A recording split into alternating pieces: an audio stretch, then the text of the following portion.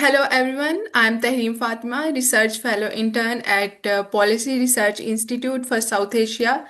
Today I'm joined by Dr. Eram Ashraf, a scholar, lecturer, and honorary fellow at Swansea University, whose research focuses on China-Pakistan relations, security, and gender.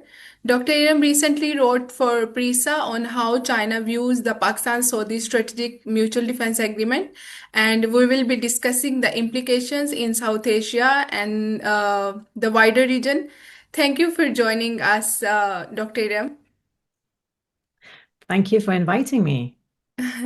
If it's okay with you, this interview will take place about it will we will cover about 20 to 15 minutes, and I would Mm. love to ask few questions about your article and how it connects to broader South Asia, China, and Saudi relations. Mhm.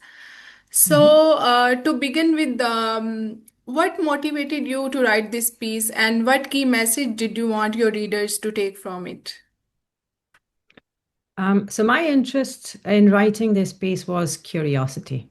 You must always be curious about the topic. Excellent. Um, so with China's heavy involvement in Pakistan and Belt and Road Initiative, in particular CPEC, which is China-Pakistan Economic Corridor, which they labeled as the flagship project for the Belt and Road Initiative. To the extent, I mean, I've written about this in the past.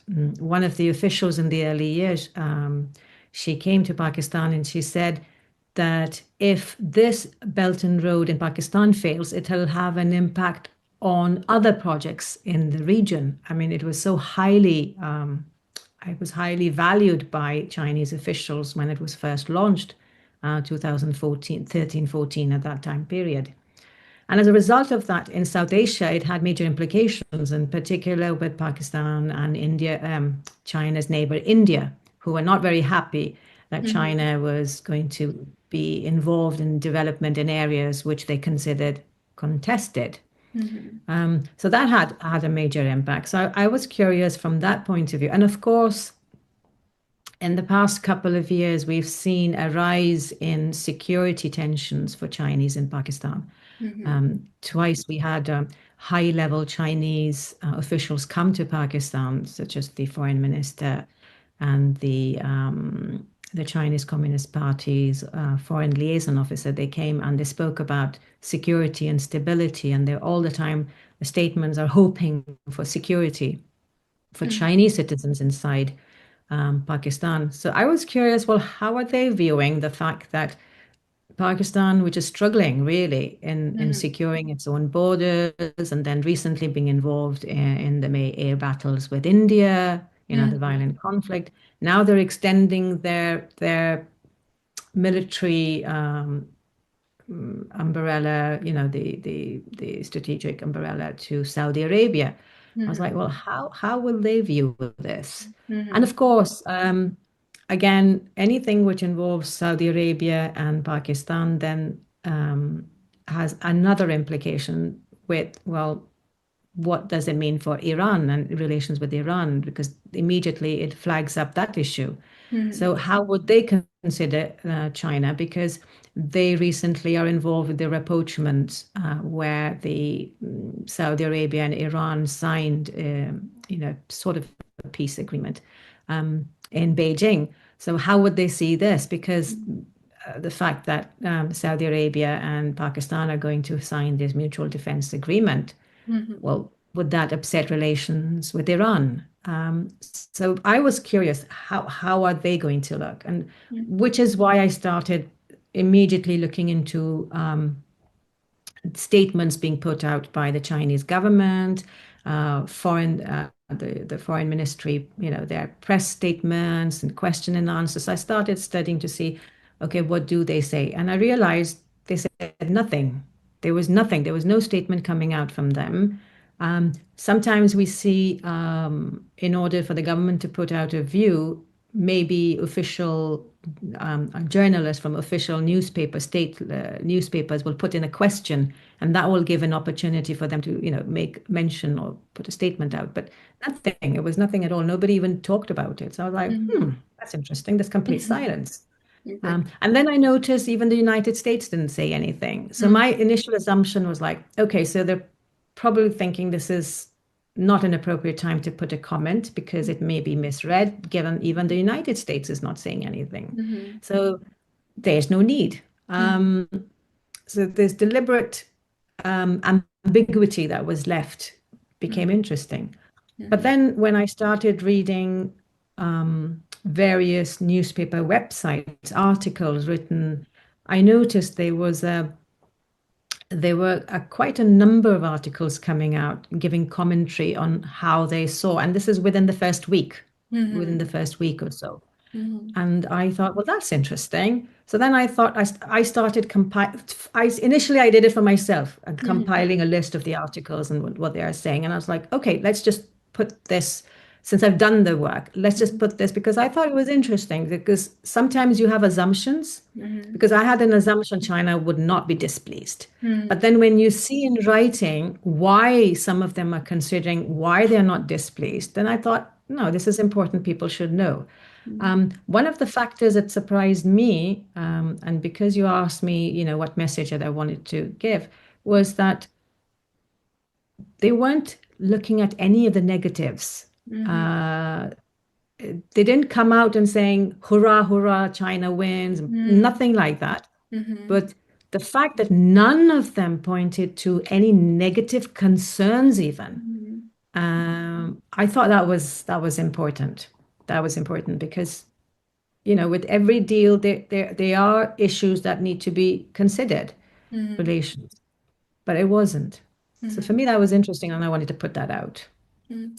That's really interesting point, and especially the way you connect it to the shifting global dynamics.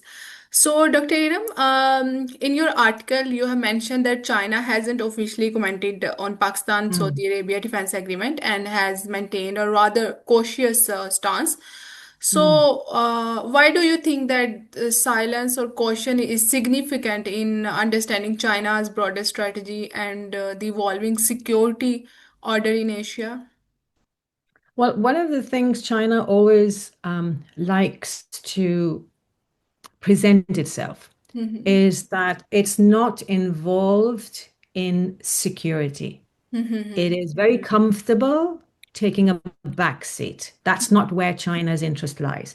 China's interest lies in Mhm. economic sphere, and that's the impression they want to give.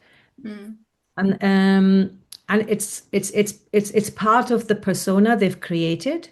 Mhm. But at the same time, as people have noted, Chinese academics have noted, since 2017, one of the rhetorics Xi Jinping, and it seems to be coming out from China, especially from Xi Jinping, is this idea of things changing, Mhm. major changings coming in the international realm, which have not taken place in a thousand years.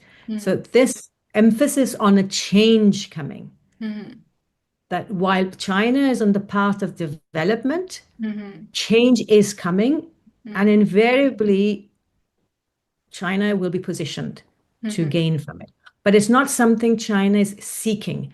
And Mhm. in that sense, it tends to protect itself. Mhm. The other thing is China is very sensitive to how people perceive it. Mhm. So a very, very long time ago, this is the time of Hu Jintao. Hu Mhm. Jintao's time, he traveled to America. Mhm. And before traveling, the statement came out from China that, you know, um, uh, something akin to rising China, we're coming to America, we'll do a deal. And it created ripples like rising China? What are you talking about? Mhm. And all of a sudden the phrase changed to no, sustainable development. Mhm. So they're very cautious that they're Mhm. not their attempts at development are not seen in the negative light. Mhm. So they're very sensitive about how things are perceived. So in the same way, the fact they've not come out openly saying anything is also part and parcel. They don't want that undue attention. There's no need to get that attention. Okay, it's fascinating, like how much can be said through silence in diplomacy. Mhm. That perspective adds a lot of depth. Mm. So, you noted that Chinese analysts saw SMDA as a part of a broader shift where the United Nation and is the United States is no longer viewed as a reliable sole security provider. So, how does this perception shape China's approach to Middle East and South Asia? Yeah, so one of the things that came across to me when I was reading these articles by the Chinese academics and think tanks was the emphasis that the region, especially after um, Israel's response to Hamas's attack, Mm-hmm. um, they were seeing a shift. And not just for some, it was this, but it was also something which was happening prior to it, even. So, for example, some of them pointing out to when Saudi Arabia got involved with Yemen and the Mm-hmm. Houthis, the fact that a certain number of things they were expecting from the United States, given the heavy amount of military equipment they buy from them, that they will come to the protection and they will give them support. It didn't come out. That's the idea that when Khashoggi's affair even came out, there was no support. So things like that. The Saudis were already getting sensitive, but then for some, the fact that Israel attacked Qatar, even though Qatar was involved in negotiating between the two factions, it all kind of provided an opportunity for Saudi Arabia Mm-hmm. to make this formalize this pact with Pakistan, Mm-hmm. um, because then, without upsetting even regional balances and the Americans. They kind of had this idea that they could do this Mm-hmm. because the need was there. Mm-hmm. But amongst the Chinese, there was definitely this idea that prior to the Qatar attack, the Abraham Accords was being used against to bring the Gulf countries together against Iran. But Mm-hmm. following the attack on Qatar, Mm-hmm. Iran was no longer seen as the major problem. It was Israel. Mm-hmm. And therefore, it gave legitimacy to Mm-hmm. this pact. And that was a story that was repeated by a couple of them, Mm-hmm. that they were seeing a shift. And they clearly saw an opportunity for Beijing Mm-hmm. um, in terms of longer gains in the longer run rather than immediately. So, for example, there were some people who were asked openly, Mm-hmm. but do you think that, such as the J-10 planes that Pakistan has, do you think Saudis will be interested in purchasing through Pakistan? Mm-hmm. And one of the academics came back and said, "Look, the J-10 planes that are sold to Pakistan are the export quality, and Mm-hmm. once you have the export quality, then Saudi Arabia can purchase it openly. They don't need Pakistan to come and buy. If they Mm-hmm. wanted it, they can take it." Mm-hmm. Um, so in that sense, for some of them, Pakistan's involvement wouldn't have anything to do with it. But for others, it did. It did. It would be connected because of the way the Saudi military was equipped Mm-hmm. heavily by the Americans. And the American system and the Chinese system were not compatible. So there was this issue, how would that work in the long run? Mm-hmm. So that was an issue that came across more. That how would that figure out? How would that benefit China in the longer run? Mm-hmm. And it was through the military. So most of the time it was the finance. The Saudis will be able to finance. Pakistan will be able to purchase more. Pakistan purchases more. It's good for China. China-Pakistan relations will Mm-hmm. improve. Recently, another just read an article by Professor Kanrong, and he also connects in military equipment that when countries purchase Chinese military equipment, China is not just gaining financially, they also have achieved diplomatic ability or influence in the country because end of the day Chinese equipment is sold without any conditions. Mm-hmm. Unlike, for example, with the US, you cannot use certain equipments in certain ways or certain places. Look at the F-16s Pakistan has. You cannot use them against Mm-hmm. India. You can't, they've got cameras inside to monitor what's happening where the F-16s are. Mm-hmm. So Chinese equipments don't come with those conditions. So in Mm-hmm. a way, they do give diplomatic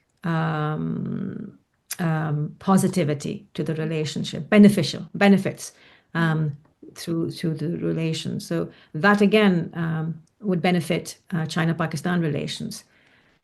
In the long run, there were some who saw benefits because they said, right, because Pakistan and China will have this, in the long run, there's a possibility that Saudi Arabia may purchase certain equipment, defense equipment from China in order to cooperate with Pakistan. Mm-hmm. And that way they can gain in the long run. Mm-hmm. That's really nuanced observation, I would say, and it seems like China is walking a fine line between opportunity and caution. So, Dr. Iram, several Chinese experts saw SMDA as win-win opportunity for China's military hardware industry. So, do you think this economic lens overshadows potential security risks? Yeah, you see, that's the interesting thing because in the past, like I said, China has always been very careful to basically not get involved with the security side of things, or like I said, with the development side of things. So in this instance, again, one of the benefits for China from the defense agreement is that without doing anything, they've benefited, Mm-hmm. right? Um, in a way, if anybody has experienced, if you could say, have experienced sort of a setback, was the United States. That all of a sudden, Saudi Arabia, who actually a couple of months ago signed a $142 billion military deal with the United States. Again, the emphasis is the reason why they purchased the military equipment from America is not just for the equipment, it's also because invariably they hope the support behind it will come. And Mm-hmm. they're still working on hoping to get a good defense treaty, formal defense treaty from the United States. Mm-hmm. But but what this has done, the Pakistan Saudi Arabia one has done, it's benefited. Mm-hmm. It's benefited because without China being named, because Pakistan military relies so heavily on Chinese equipment, which was put into action and was successful to a certain degree in its recent episode with India, Mm-hmm. that invariably it looks like they're benefiting from it. So from the security side, there are tensions, which I was surprised, like I said, when I read all the papers and the academics. Of course, when you're writing in certain newspapers, there's a certain position you maintain. Maybe the newspaper didn't want to pick up on too many negative things. I don't know. It could be linked to that. Mm-hmm. But for me, the fact that Iran and relations with Iran, how would that be seen? Remember, Pakistan and Iran also had last year, they were involved in strikes against each other.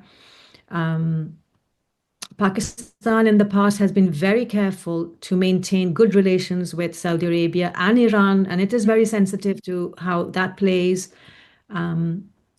China has a very good relationship with Iran. Again, they try to play a safe role. How would that impact? Because if tensions between Saudi Arabia and Iran flare up for some reason, that could impact China greatly because well, Pakistan is a neighbor. How would that Mm-hmm. impact? The fact that none of these things were positioned. Mm-hmm. One of the interesting things they mentioned, it was mentioned in one of the articles, was the fact that one of them said that Israel, the potential for Israel and Pakistan now to get on heads on was very real. Mm-hmm. because they've signed the treaty. Um, but again, wouldn't that be problematic for China if it does? What would, there's nobody talking about it. Mm-hmm. So for me, there are potentials, it could.